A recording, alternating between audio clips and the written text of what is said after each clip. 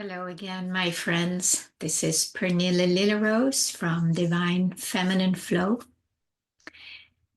And I just want to mention the intensity that's going on in Southern California. I live in Northern California, so we don't have that experience, but just to see what's going on, I mean, it is absolutely horrendous. And there's been so many incidences of that in many parts of the world the last maybe year. And it really, really is time for us light workers to, you know, turn up the light more and be that light that can help raise the frequencies that can help dissolve the darkness that we are living through right now. So many people have lost everything. And that's intense. That's intense. I can't even imagine what that must be like. So I'm sending my love out to all of them and doing my own best to really keep my light shining brightly. And today I'm going to talk about this, asking the question is your shadow, are our shadows blocking the light from within, our divine light? Are our shadows the parts of us that we have not healed yet, not resolved yet, not integrated yet? Are they getting in the way of us fully being that light? Being it is not going out and doing something, although that might be connected with that. Being it is being it. It is being it in its totality, in its fullness, so that this light can start dissolving our own shadows before we start trying to make a difference or change the darkness in the world. Not to say we shouldn't shine the amount of light that is available to us, but it looks to me that there's going to be a need for a lot of light in this coming year. And the more we have it fully integrated, have fully opened up to it, and dissolved the shadow parts of us that have been getting in the way, that have been blocking it, that have kept us, turning within, turning away, not being fully authentic, fully transparent, fully loving. And of course, I'm not saying that we need to be 100% because it is a process. I know for myself that I'm not that 100%. But what is 100% in me is the willingness to fully become that. And that's why I often talk about the longing. That's why the longing to me is a really, really important piece in this journey we're on. Because once we ignite with that longing, once we really feel it and take it seriously, commit to that, abide in it, keep coming back to it, let it lead us and guide us. The more we do that, the light itself will dissolve the darkness and the shadows that we still are identified with and engage with and trying to avoid and suppress and hide. Because all the things that we hide, suppress, avoid, try and get rid of, that's an energy that is a contraction. And the light is not going to come through that because we are literally saying no to the light. We are saying yes to our shadow by holding it, embracing it, hiding it, pretending it's not there. There's a lot of ways that we relate to our shadow pieces. And it's not going to make them go away. It's actually going to probably strengthen them. And make us turn away even more from the light. So the question is, why are we resisting, hiding, um, trying to get rid of these shadow pieces inside? Well, it's because we feel ashamed of them. We don't want people to know that we still have shadow parts. So we pretend they're not there. And by pretending, we're putting something in front of it so the light cannot come through. And if you're like me, you can feel when people are not authentic. It's like, and I would say the more we are in touch with our own authenticity, and are willing to move through our lack of authenticity, which is the shadow, right? That's the hiding. It's called the shadow because it's hiding in the darkness. It's hiding behind the light. So we need to learn to shine the light on these shadows we're hiding.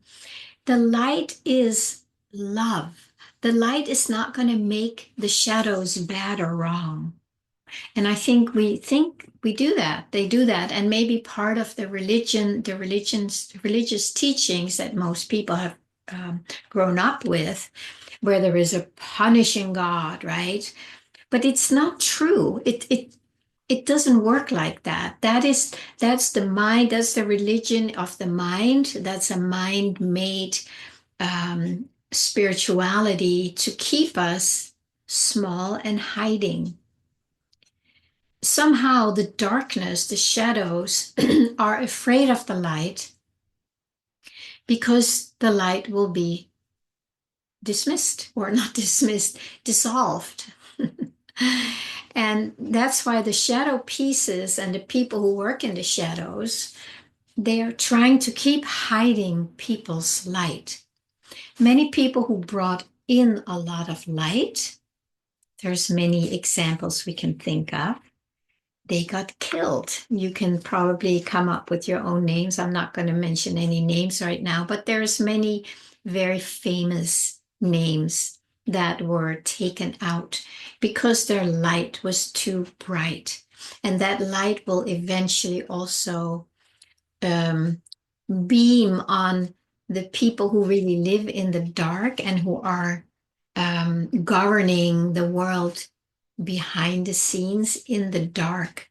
So when there are people who come in with a lot of light, that scares them because they're going to be exposed and they don't want that. They want to stay hidden and control the world, control us. So that's why a lot of people who have been bringing in that light, that 2000 years ago for sure, that we know of, and many more before and after, they're taken out. They're not welcome here. And that's why also part of us we are afraid to show that light because we may have memories when it was not okay.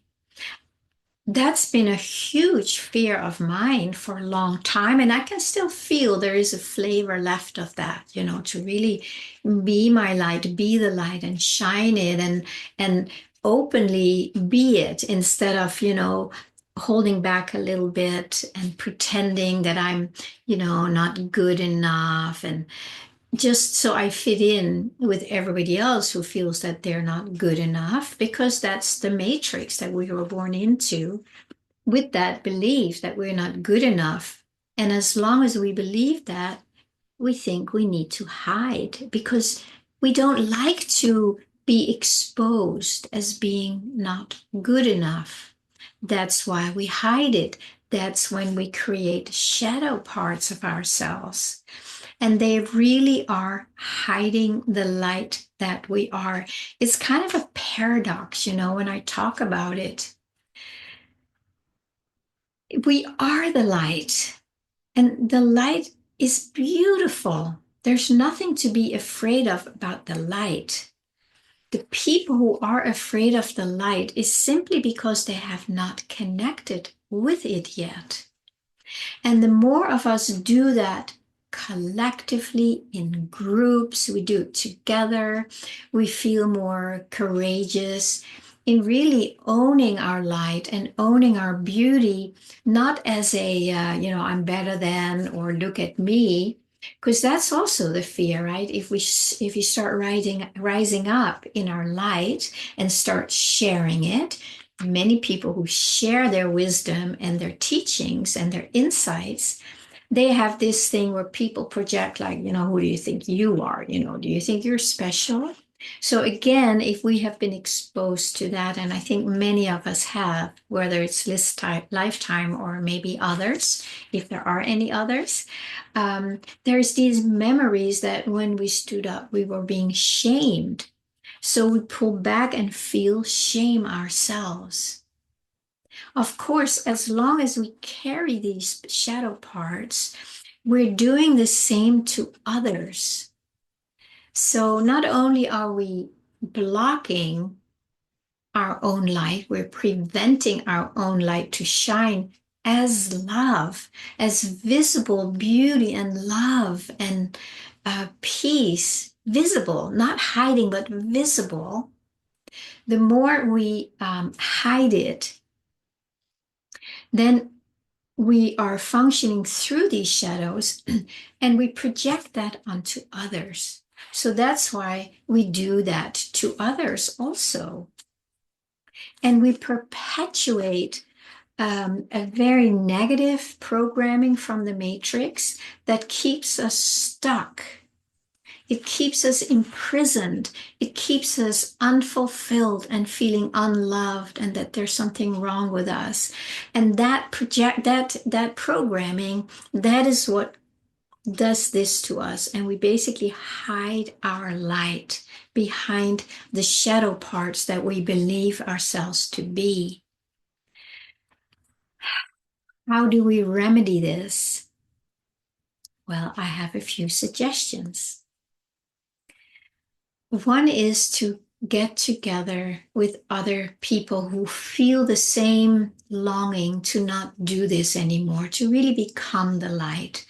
And then instead of putting each other down when we do that, because it happens all the time, right? Instead of putting each other down, we raise each other up by saying, yes, shine it. Let us see your beautiful light. And in the beginning, we may be jealous. We may feel insecure when somebody else does that. And that's when we want to put them down so they come down on the same level as we put ourselves. It's not who we are, right?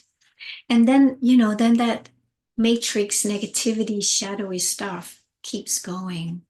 But if you have one or two or 10 friends and you can get together once in a while and really practice lifting each other up by giving each other and ourselves permission to share something beautiful about yourself and make that more of a reality. Because why shouldn't we share what is beautiful about us, what is powerful about us, what gifts we have to share?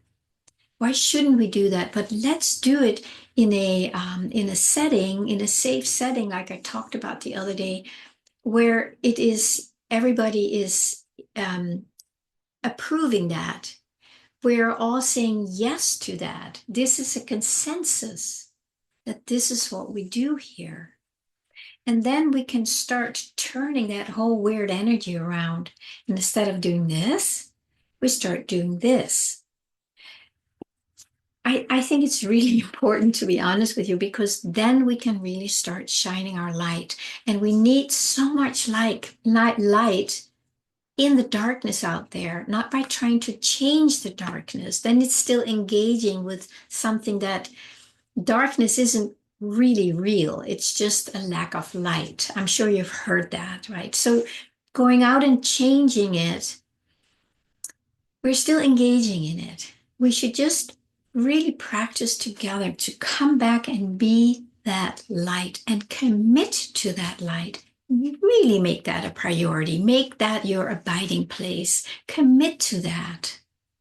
And then see what happens. And then when you do it, you will encourage and inspire others to feel safe enough to do the same. That really is my invitation, and I feel very serious about it. And that's, of course, why I always talk about it here to share it. And hopefully somebody resonates with that and say, yeah, I want to start practicing that too. And it can be a little hard in the beginning if you're all on your own, you don't really have anybody to practice with. I will invite you to please reach out to me. And you can always join my monthly group, which just happened last week. It's the first Tuesday of the month, called Feel Your Deepest Longing, Find Your Spiritual Calling. Beautiful connection, beautiful little group.